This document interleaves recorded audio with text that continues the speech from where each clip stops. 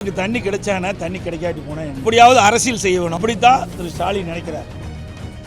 ஆட்சி அதிகாரம் வேணும், அதற்காக எதை வேணாலும் விட்டுக் கொடுக்கக்கூடிய ஒரே கட்சி திமுக கட்சி தான். பல்வேறு மாநிலத்துக்கு சென்று முதலமைச்சர் எல்லாம் பார்த்துட்டு வந்திருக்கிறீங்க. இதுல ஒரு கோரிக்கை தான் வச்சுக்க, இன்னொரு கோரிக்கையை வைக்கல. சுதந்திரமா செயல்படுகின்ற கட்சி திமுக மாதிரி அடிமை ஆட்கள் இங்க கிடையாது. எங்களுக்கு ஒரே எதிரி திராவிட முன்னேற்ற கழகம் தான். யாரோட யார் கூட்டணி இருக்கிறார்?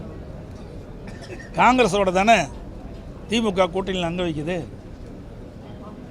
ஆனால் அதையெல்லாம் அவர்களுக்கு கவலை இல்லை. திராவிட முன்னேற்ற கழக கட்சிக்கோ இன்றைய முதலமைச்சர் ஸ்டாலினுக்கோ மக்களை பற்றி கவலைப்படுவது கிடையாது. நமக்கு தண்ணி கிடைச்சானா தண்ணி கிடைக்காட்டி போனால் என்ன, எப்படியாவது அரசியல் செய்ய வேணும். அப்படித்தான் திரு ஸ்டாலின் நினைக்கிறார். இன்றைக்கு கர்நாடகத்தில் ஆள்வது காங்கிரஸ் கட்சி. காங்கிரஸ் கட்சியோட தான் இந்தியா கூட்டணியில் திராவிட முன்னேற்றம் அங்கே வைக்குது. அவளோட பேச்சுவார்த்தை நடத்தி நமக்கு கிடைக்க வேண்டிய உரிமையை பெற வேண்டும்ல. அப்புறம் இந்தியா கூட்டணி மூச்சுக்கு 300 தடவை சொல்கிறாரு.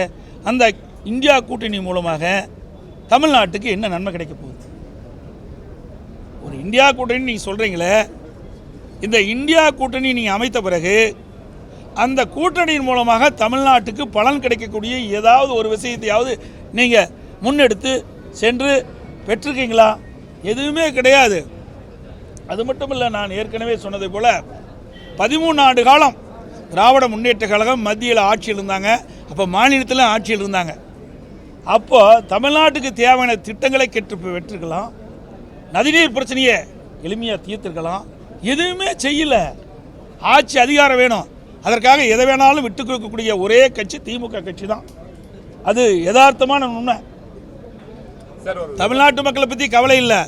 தமிழ்நாட்டு மக்கள் ஓட்டு போட்டவர்கள் தேர்ந்தெடுத்தா என்ன மத்தியில் ஆட்சி அதிகாரத்தில் போய் அமர வேண்டும் என்பது அவருடைய நோக்கமே ஒழிய தேர்ந்தெடுக்கப்பட்ட மக்களுக்கு நன்மை செய்வதாக சரித்திரமே கிடையாது. திராவிட முன்னேற்ற கழகத்தை பொறுத்த வரைக்கும் இன்றைக்கி சொன்ன மாதிரி இன்றைக்கி வர்றாங்கள்ல, இன்றைக்கி மற்ற மாநில முதலமைச்சர்கள்லாம் அழைச்சிருக்கிறாங்க, இல்லை தலைவர்கள்லாம் அழைச்சிருக்கிறாங்க.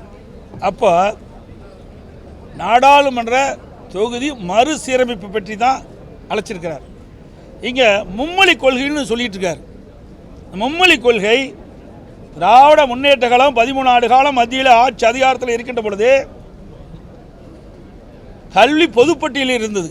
அதை மாநில பட்டியலுக்கு ஏன் மாற்றலை? இதை மாற்றியிருந்தால் அந்த பிரச்சனையை எழுதாதுற. சரி, இப்போ பல்வேறு மாநிலத்துக்கு சென்று முதலமைச்சர்லாம் பார்த்துட்டு வந்திருக்கிறீங்க. இதில் ஒரு கோரிக்கை தான் வச்சுக்க, இன்னொரு கோரிக்கையை வைக்கல. கர்நாடகத்தில் என்ன இருக்குது? கன்னடம் தான் தாய்மொழி. தெலுங்கானாவில் என்ன இருக்குது? தெலுங்கு தான் தாய்மொழி. ஒரிசாவில் என்ன இருக்குது? ஒரியா தான் தாய்மொழி. கேரளாவில் மலையாளம் தான் தாய்மொழி. இங்கே எல்லாம் போய் அங்கங்கே இருக்கின்ற அந்தந்த கட்சி தலைவர்கள் அங்கங்கே கட்சியில் இருக்கிற முதலமைச்சரை பார்த்து இந்த நாடாளுமன்ற தொகுதி மறுவரை கூட்டத்தில் கலந்துன்னு சொல்கிறீங்களே, இதை ஏன் வைக்கல? இந்த கோரிக்கை ஏன் வைக்கல? எல்லாம் தாய்மொழி தானே முக்கியம். நாம் என்ன கோரிக்கை வைக்கிறோம்? ஆங்கிலம் தமிழ் 2 மொழியும் தொடர வேண்டும் என்று நம்ம வைக்கிறோம். மும்மொழி கொள்கை வேண்டான்னு. அப்படி மற்ற மாநில இன்றைய அமைச்சர்கள்லாம் சென்றாங்க, அவளை அழைக்கிறீங்களே, அழைப்பு கொடுக்கல. அப்பொழுது ஏன் இதை வலியுறுத்தலை? ஏன்னா அவெல்லாம் கேட்க மாட்டாங்க. ஏன்னா கர்நாடகத்தில் தேசிய கொள்கையை ஏற்றிட்டாங்க, தெலுங்கானாவில் ஏற்றிக்கிட்டாங்க. அதனால் அதை அவர் சொல்லவே மாட்டாங்க. இதெல்லாம் அரசியல் ஆதாயம் தேடுவதற்காக இந்த கூட்டத்தை கூட்டுறார ஒழிய மாநில மக்களுடைய பிரச்சனைகளை தீர்ப்பதற்காக இந்த கூட்டம் கூட்டல.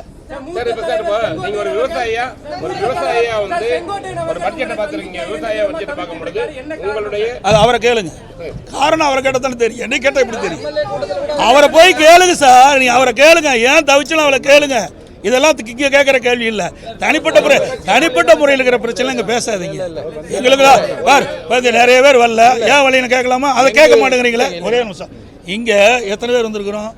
மொத்தம் 62 பேர். அவரோட வேலை இருக்கும். இங்கெல்லாம் சுதந்திரமாக செயல்படுகின்ற கட்சி திமுக மாதிரி அடிமை ஆட்கள் இங்கே கிடையாது. நல்லா புரிஞ்சுங்க. எங்கேயுமே நான் ஒரு திருமணத்துக்கு போகிறேன், பத்திரிக்கையில் போடுறீங்க, இவர் கலந்துக்கலாம், அவர்கள். நான் என்றைக்குமே யாரையும் எதிர்பார்ப்பது கிடையாது. நான் ஒரு சாதாரண தொண்டர், புரிஞ்சுக்கிங்க. தலைவன் கிடையாது. திமுக மாதிரி வாரிசு அரசியல் இங்கே கிடையாது. குடும்ப கட்சி கிடையாது, புரியுதுங்களா? சர்வாதிகார ஆட்சி கிடையாது. சுதந்திரமாக அனைவரும் செயல்படலாம், எங்கே வேணாலும் எப்படி வேணாலும் போகலாம், யாரும் கேட்குறதில்ல. எங்களுக்கு ஒரே எதிரி திராவிட முன்னேற்ற கழகம் தான். அதைத்தான் நான் ஏற்கனவே தெளிவுபடுத்திட்டேன். மற்ற கட்சியில் எங்களுக்கு எதிரியே கிடையாது. அதே போல் எங்களுக்கு இருக்கிற உறுப்பினர்கள் சுதந்திரமாக செயல்படுறாங்க, எந்த தடையும் கிடையாது. எந்த கட்சியிலும் இப்படிப்பட்ட சுதந்திரம் கொடுக்கல, அதிமுக சுதந்திரம் கொடுக்கல. ஏன்னா நாங்களே இவளோடு இருந்து பணியாற்றியவர்.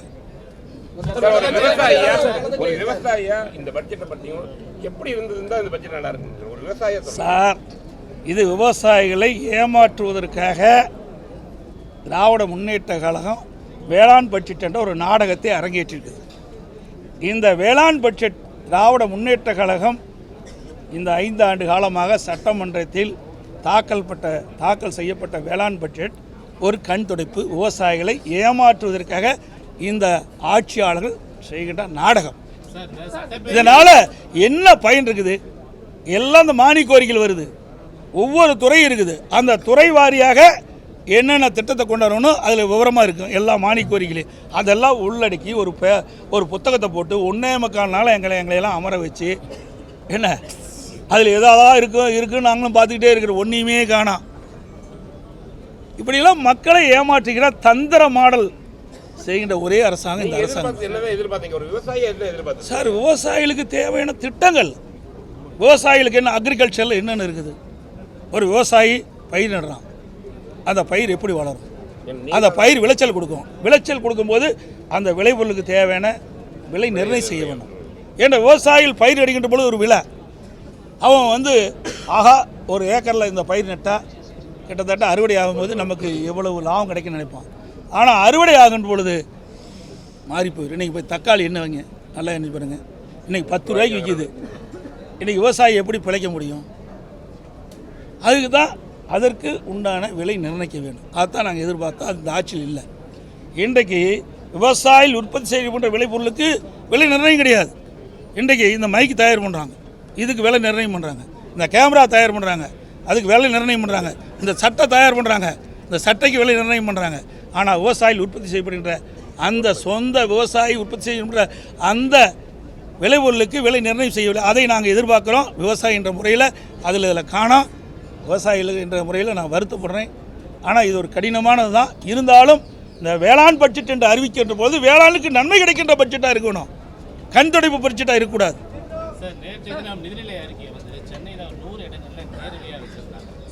தமிழ்நாடு பூரா 950 இடத்துல வச்சாங்க. ஆனால் அந்த எல்இடியில் திரு சீமான் அவர்கள் பேசுனது தான் தெளிவாக வந்திருக்குது. அதைத்தான் மக்கள் பார்த்து ரசிச்சிருக்கிறாங்க, பட்ஜெட்டை பார்த்து ரசிக்கல.